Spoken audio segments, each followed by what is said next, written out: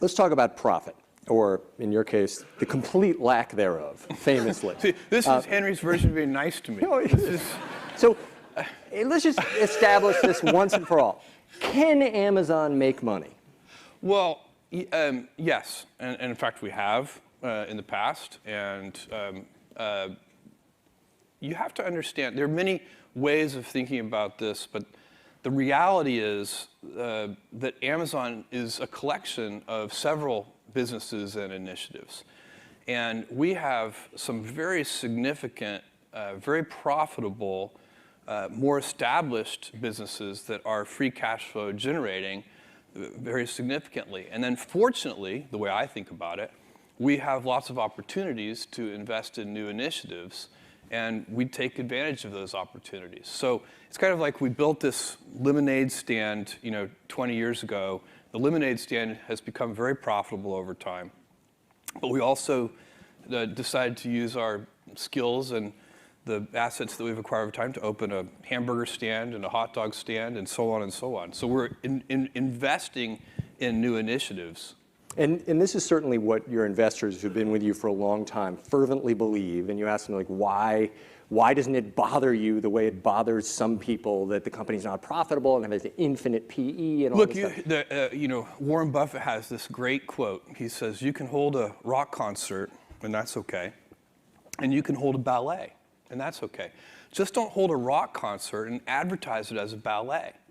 Investors come in all shapes and sizes. They have different investment horizons, different approaches, different beliefs about what the right kind of portfolio looks like.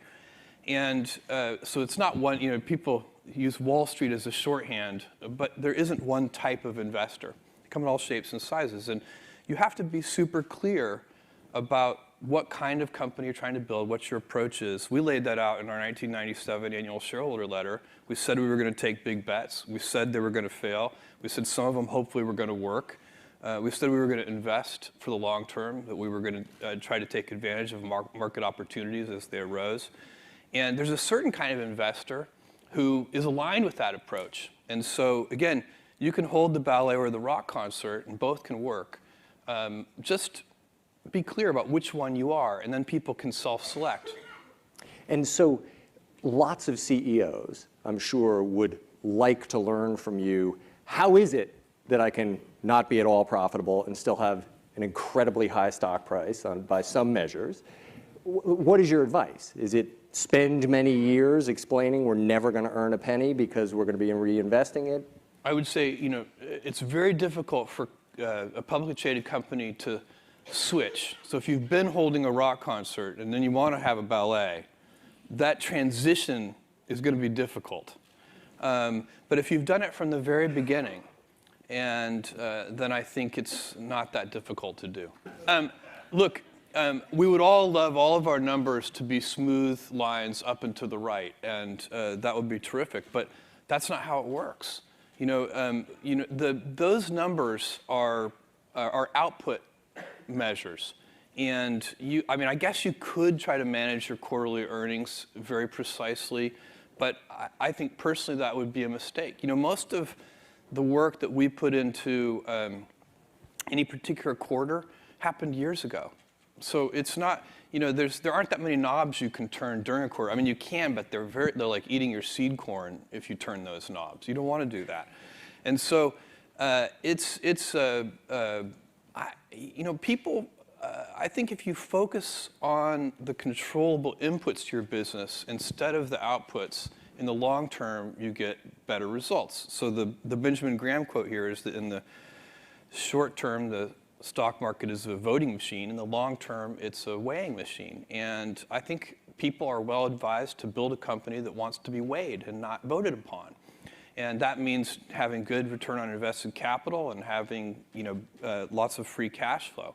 But if you said to me, if I said, here's a job I would reject. If somebody came up to me and said, Jeff, I want your job to be to drive up the Amazon stock price and just manage that directly. Now, this might sound ridiculous to some of you, but many companies actually do this. They actually go out and they try to sell the stock. That's kind of the final output. And it's much better to say, okay, let's not do that. That's not going to be sustainable. It's kind of a silly approach.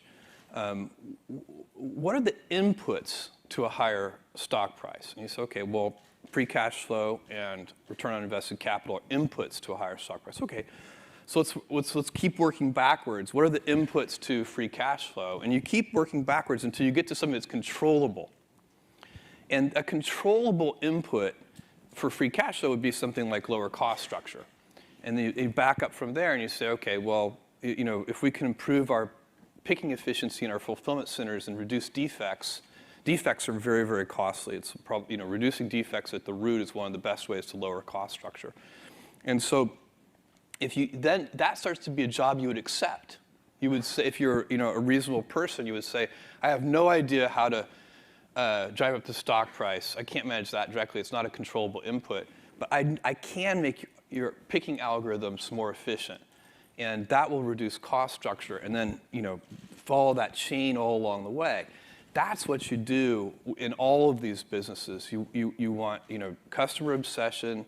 You want to invent your way out of boxes. You want to invent your way into the future. You want to be patient, and you want to have operational excellence so that you're finding defects at the root and fixing them. You talk about what a lot of CEOs do in terms of trying to drive up the stock price, selling the stock. You told me something when we were outside extraordinary, which is that you spend 6 hours a year on investor relations. Mm-hmm. And we do a lot of things unusual there. So we don't meet with our biggest investors. We meet with investors who have low portfolio turns. So investors that have many investment funds have very high portfolio turns. They turn their portfolio multiple times per year. They're not really investors, they're traders. There's nothing wrong with that. It's just a different thing. But where you're going to spend your time and your energy is one of the most important decisions you get to make in life. We all have a limited amount of time, and where you spend it and how you spend it is just an incredibly levered way to think about the world. And so if you're going to spend time, explaining the stock or the company, really, we don't really explain the stock, we explain the company to people. You should do it to people who are long-term investors rather than traders. That's our point of view. And what do you say to employees when you obviously have some traders in the stock who are not happy and suddenly the stock is down 25% after a quarter? Well, since 1997, at almost every all-hands meeting, we have 2 all-hands meetings a year. At almost every all-hands meeting, I remind employees that if the stock is up 10% this month, don't feel 10% smarter, because when the stock is down 10% some month, you're going to have to feel 10% dumber, and it's not going to feel as good. And so it's ownership is we give most of our compensation is done in terms of stock compensation, and part and parcel with ownership is a mentality of long-term thinking. Owners think longer term than renters do. So I have a friend who rented his house to some tenants, and instead of getting a Christmas tree stand at Christmas, they just nailed the Christmas tree into the hardwood floors of the house. No owner would ever do that. And but sometimes that's a bad tenant. They're good tenants, but that's a bad tenant, and it's because this is the same old thing about nobody ever washed a rental car, and you take better care of the things that you own, but one of the responsibilities of ownership, and definitely deep inside the Amazon culture, is to think about the fundamentals of the business and not the daily fluctuations in the stock price. There's no information in it.